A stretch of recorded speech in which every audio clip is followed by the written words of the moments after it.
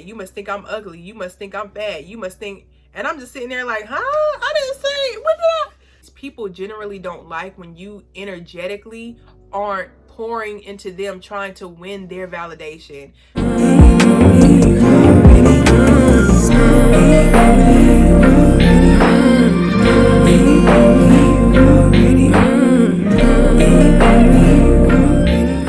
Hey everyone, welcome back to my channel. I am so thankful y'all are here.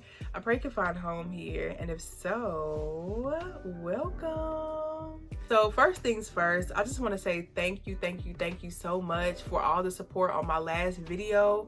I was not expecting it to go up like that, y'all. I'm just thankful that so many people could just resonate with my energy and resonate with the message that I was putting out. So shout out to y'all. I'm just thankful, for real. I'm just thankful. When you're private, when you're to yourself, when you don't tell everybody every little thing about you, people will not like you. People will become irritated and aggravated with you when you aren't the type of person to share every little detail about your life. And I'm learning that the society that we live in today is very codependent. Like, codependency is the norm. It's normal to ask 10 people or ask whoever around you, what should I eat? What should I do? What should I feel? What should I say? How should I act? How should I think? How this, how that? Everything about your own identity is placed on everybody else. That's why learning how to be an individual, learning how to find your identity and harness your own energy is so important, because everywhere you go, you'll have people trying to pick you apart and figure you out. To a certain degree, yes, we have to socialize. Yes, we should want community that we can express things like that to and depend on and ask for help or advice. But your most authentic self is going to aggravate the people around you who do not resonate on your frequency, who don't understand why you value privacy, why you value silence and meditation and alone time. When you're a quiet person, when you're a reserved person and you preserve your energy for yourself, you become almost a blank slate. And what I mean by a blank slate is that you holding onto your energy makes people direct their energy towards you. But if in their minds they assume the worst in general, if they catastrophize things in general, and catastrophizing basically just means they think the worst immediately, like that's their default, they end up projecting onto you all their insecurities. They end up projecting onto you everything terrible and bad that they feel about themselves deep down. And so I've experienced this all my life, where I'm the quietest one in the room because that just naturally feels right to me. And all of a sudden, out of nowhere, people are telling me, oh, you must think we're crazy. Oh, you must think we're just stupid. You must think this. You must think that. You must think I'm ugly. You must think I'm fat. You must think... And I'm just sitting there like, huh? I didn't say, when did I even give off the energy of thinking any of these things y'all are projecting onto me? When you don't give people a whole lot to work with, they kind of fill in the blanks themselves, and it's typically negative. People generally don't like when you have boundaries. People generally don't like when you energetically aren't pouring into them trying to win their validation. People don't like when you're secure in yourself. People don't like when you don't need their validation, when you don't want their validation. People don't like when you aren't codependent on them to make a decision for your own life. People don't like that. And so again, when you're pointing your energy back towards yourself, when you're so secure in yourself and in your identity that you don't have to constantly put out and talk and share and ask, and you're always grabbing for somebody's attention, when you don't have to do that, people are now focused on, who is this woman or man? Who is this person? Why is he so confident in himself? Why isn't he trying to win our validation? Why isn't she trying to fit in? Like, why? What's going on in her life that makes her so comfortable to show us that she doesn't care? And that's really what it boils down to. When something is not for you, when something is not meant for you, it's okay to not care. It's okay to not want to do, not want to go, not want to say. It's okay to not give a damn. And I'm learning this in my own life right now, y'all. It's okay to admit to yourself, this really isn't important to me. Granted, we're kind to everybody because nobody is below us, nobody is above us. But it's okay to admit to yourself, I really don't care about what's going on right now. And I don't want to pour my energy into it. People will try to make you feel weird or different or bad about yourself because you can acknowledge what you care and don't care about, because you can acknowledge what's worth and not worth your energy. Some of us are just meant for different things. Some of us have different responsibilities. But if you're caught up in the validation of people, if you're caught up in the, oh, I'm being too quiet, they might not like me. Oh, I don't want to do this, but they're doing it, so I have to, because I don't want to be thrown out the group. I don't want to be fired. I don't want to be seen as whatever. When you sacrifice part of your soul for the external validation of belonging, pseudo, is that how you say it? I don't know. Fake belonging, the illusion of belonging, you're basically disrupting the authentic path that is always available to you. You're disrupting the flow of what's truly meant for you, what will truly align and feel good within and without to you. Now, I'm not saying that there will never be a point in time where we do kind of have to show up more and connect more to people and be more invested and be more interested in life.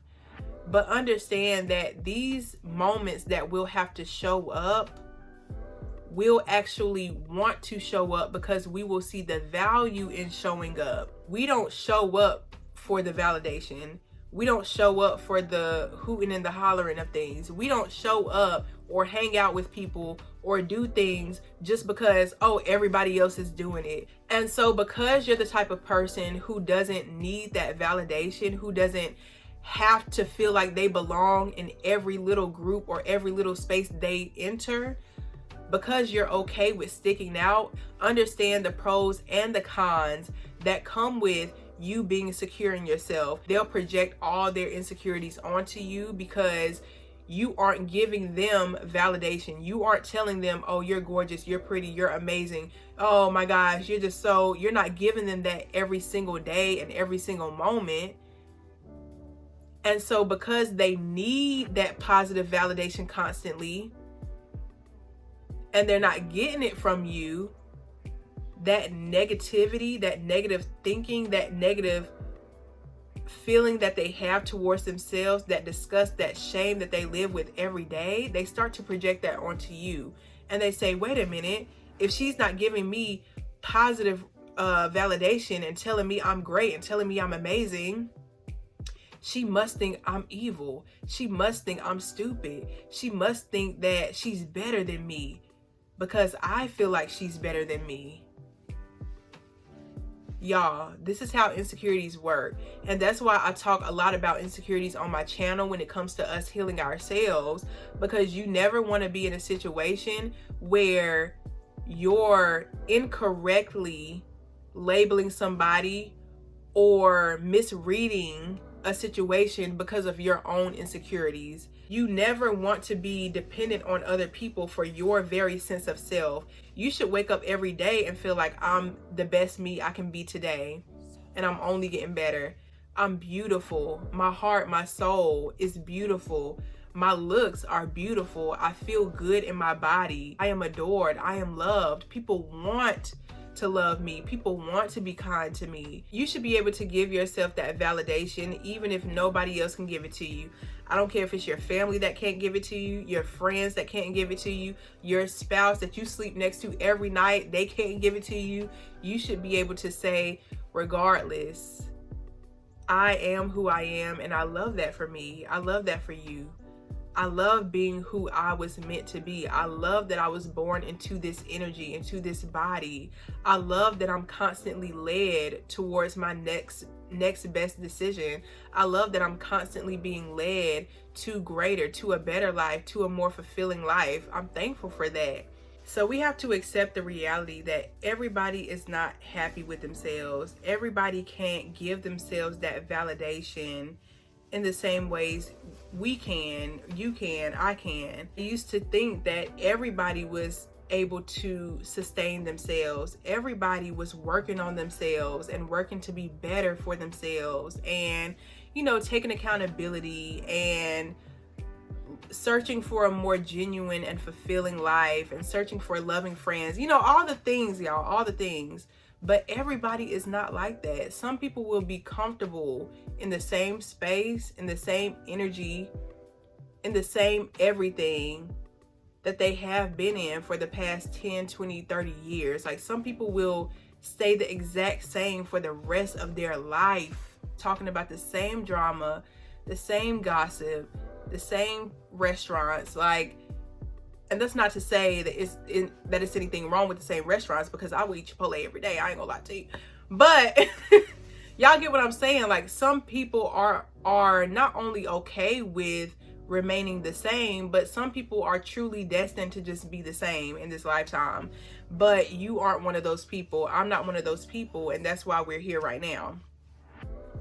So because you're always elevating, because you're always onto something new, trying something new, learning something new about yourself, searching for different answers, because you're always learning, you're always challenging yourself, you're always willing to learn something new,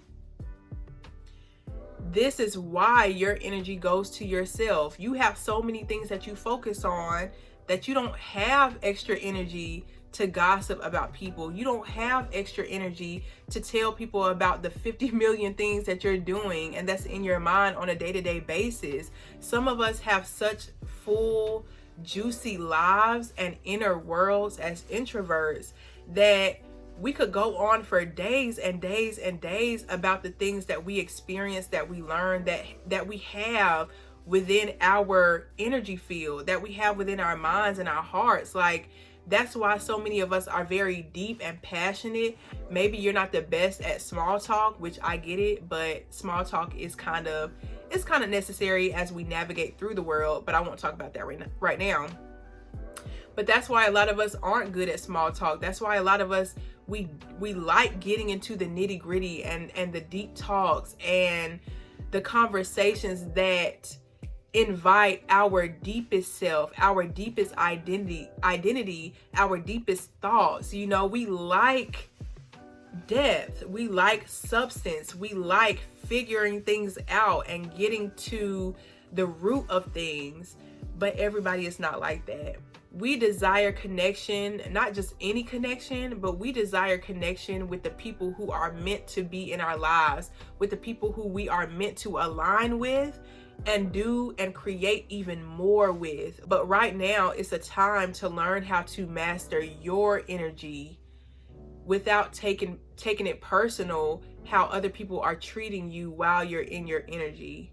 It's none of your business how people react to you being in your energy. It's none of your business who gets triggered and insecure because you stay to yourself and you don't talk much. Now is a time to detach from whatever people maybe might think about you, because it really doesn't matter at the end of the day. Shoot, at the beginning of the day, it really don't matter. So if you made it to the end of this video, I am so thankful, and I will see y'all in the next one. Bye.